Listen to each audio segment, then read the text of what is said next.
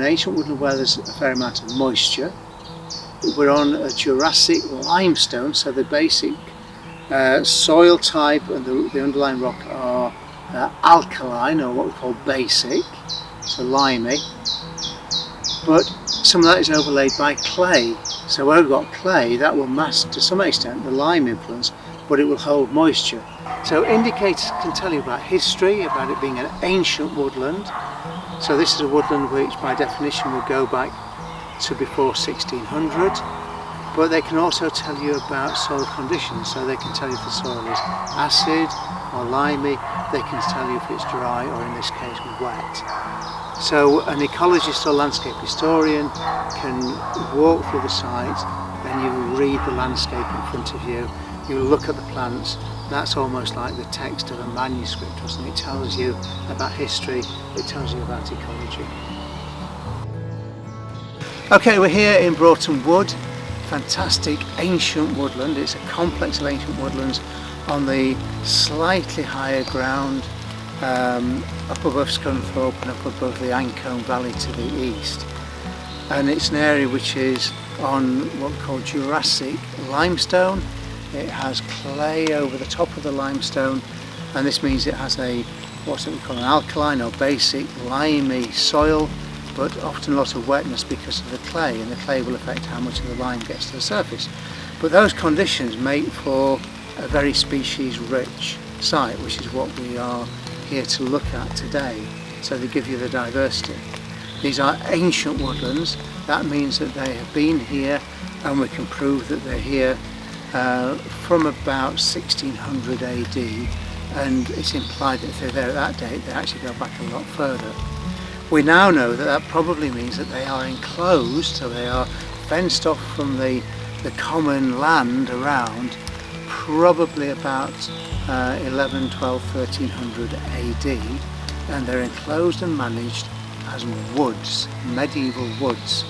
So that involves coppicing, cutting trees down to the ground so they can regrow as small bore wood, which is small stuff a little bit like this type of size, so it's wood, whereas the big stuff around us here, this will be timber.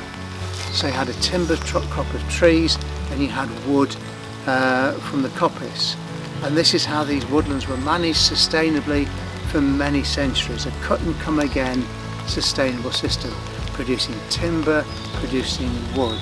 The wood going either for fuel wood or for making charcoal or for making small tool handles or for light construction work. Whereas the timber obviously goes into buildings, ships, boats, etc., big structural stuff. My name is Ian Rotherham. I'm a Professor of Environmental Geography, and I'm an ecologist and landscape historian. So these woods are something I'm very, very passionate about, and what I try to do when I'm in the woodland is to read the landscape, the humps and bumps, the heritage, the archaeology, and to read the plants and the trees, which then tell you a story of the history of the site that you're walking through. So that's what we're trying to discover today. One of the quintessential indicators of ancient woodland is the bluebell, and here we have a fantastic carpet of native bluebells. If you step outside the wood onto the main road nearby, then actually what you see is not native bluebell at all. It's the hybrid bluebell, what we often call Spanish bluebell. That's kind of wrong because it isn't really the Spanish bluebell, it's a hybrid going back a long, long time with the Spanish bluebell that was brought over back in about 1600. So this is a wonderful ancient woodland species. It's a plant that's evocative of our ancient oak bluebell woodlands. Really, in ecological terms, it is virtually the same species as the other variants going down through Europe, including the Spanish bluebell. These separate out maybe 10,000 years ago, and they're geographically isolated and become different populations. But their genes are incredibly similar. So when the Spanish bluebell was brought to England in the 1600s, it's brought as a precious garden plant. Its genes were actually swamped by ones from the wild bluebell, carried by bees. The which are pollinating these bluebells into gardens, and it hybridised. And the difficulty we now face is that actually the bluebell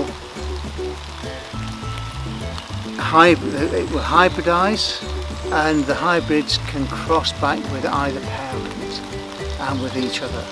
So you get what we call a hybrid swarm.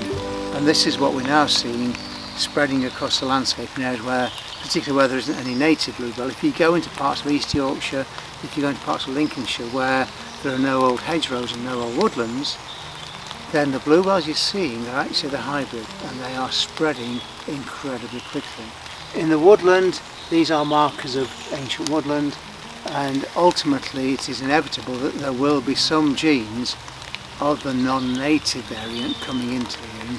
People get very upset about it. We're on Jurassic limestone, but some of it is covered with clay. So you've got quite a calcareous soil where the lime has an influence to the surface. Some of it will be covered by the clay, so you won't actually see that. It'll be wetter, it'll be more acid. But the wood has a strong feel of a limestone wood, so it's got a basic alkaline soil. And with that, we get a very good ground flora.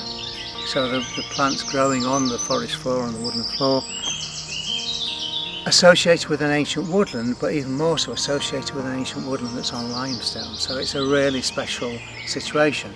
And that is shown by this absolutely gorgeous plant down here. A very peculiar looking thing. And it is one that most people will never see because it is incredibly rare. This is the herb Paris. Paris quadrifolia, scientific name, because it has 4 leaves on this single stem. It then produces a flower, and this is as good as it gets in terms of the flower, with 4 very distinct sepals coming out, each at 90 degrees, and then you can see the pollen on the anthers sticking out of that. Now that may not look like a showy flower, but believe me, this is a really special plant. This is the ultimate ancient woodland species. Now, as you go east across the country, it gets drier, and therefore ancient woodland species become very, very tightly confined into ancient woods. If you go west, so for example up to Cumbria, then this plant will actually come out of the woods and will grow on roadside verges, and it will behave differently. You can actually see the shadows and the ghosts of ancient woodlands that have been lost in the Cumbrian roadside verges in some places by the patches of herb Paris. But in most parts of England, this is a very, very rare plant, and it's very much confined to ancient woodlands. Later in the year, it will produce a single black berry, a large black berry with seeds inside it. And we still don't really know how that functions in terms of dispersal, whether it's eaten by birds or by slugs, for example, and the seeds are dispersed that way. So really quite interesting. Very important woodland indicator. The problem being that it's so rare that you generally don't see it, but fantastic plant and doing really, really well here. Right, one of the other species which is quite special, I do like this, it's very much a northern and upland species, quite a strong smell, very pretty little flowering tree. It's the bird cherry, so really quite special and not that common, but gorgeous little flowers, almost like little lilac flowers in abundance and growing quite upright. On the other cherries, the flowers tend to be either against the stem or drooping. These are really quite erect, and it's a beautiful little shrub, a small tree. At the base of the leaves, you actually look, all the cherries have little warts right at the base of where the leaf and the petiole meet, 2 little warts. So that's nice. Again, a typical species of an ancient woodland, so it's telling me we're on a really high quality site. So here we've got a really good range of ancient woodland species, these indicators. There's lesser celandine I can see in front of me.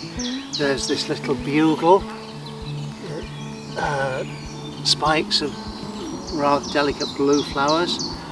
There's a red campion, nice woodland species, not necessarily an ancient woodland species, but a nice woodland species. And of course the bluebells, which is probably the most familiar ancient woodland plant to most people. So just a quick look around, there's some very, very interesting species and good range. Two particular species here, we've got Primrose, which we're seeing here with the flowers. These have gone over a little bit, but they're just on a single stem quite close to the base of the plant, quite close to the ground. But this is a real special one, this is a goodie.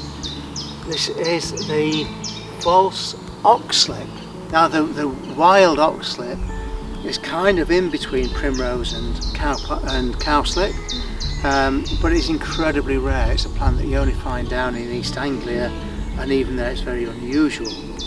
However, the primrose and the cowslip will hybridise and they produce the false oxlip. So this is primrose-like flowers but on a long cowslip type stem.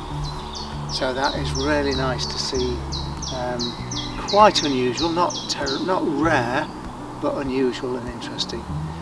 We've also here got some wood anemone. That's a good woodland indicator, a better indicator probably than things like bluebell. And we've also across there got what we call the yellow dead nettle or yellow archangel, which again is a very high quality ancient woodland plant, not to be confused with the variegated archangel, which is a garden escape that has hybrid vigour and very shiny silvery leaves and is spreading everywhere. That is the woodland species, along with the anemone, along with the bluebells, the dog's mercury, and obviously the herb paris. So we've got a really fantastic mix of species because we're in this wonderful ancient woodland. Okay, this is really nice to find here. Again, it's an indicator, if you like, a marker of it being an ancient woodland, and particularly the lime influence, this Jurassic limestone that we're on. It's an orchid. People always get very excited if we have an orchid, and this is an orchid. This is the early purple orchid, which is what it says on the tin. It's purple and it flowers early. So there we are, the early purple orchid. Absolutely gorgeous thing. Quite a nice group here. Sometimes they will carpet a woodland floor, almost like bluebells. They are fantastic. The other distinguishing feature of most, but not all, because this one hasn't got spots on its leaves, but most early purple orchids do have spots on the leaf, black spots on the green leaf, and there's quite a distinctive sheath on the base of the flower stem as well when you're trying to identify them. With some of the orchids they are quite difficult to identify. With early purple there's almost nothing you can mistake it for, really. Very, very distinctive and absolutely stunning with that purple flower and the little bits of white on it. So very, very nice to find that here. Okay, we've talked about woodland indicators and we've talked about dog's mercury before. That's the male dog's mercury there with the little anthers and the yellow pollen sticking up out of the crown of the plant.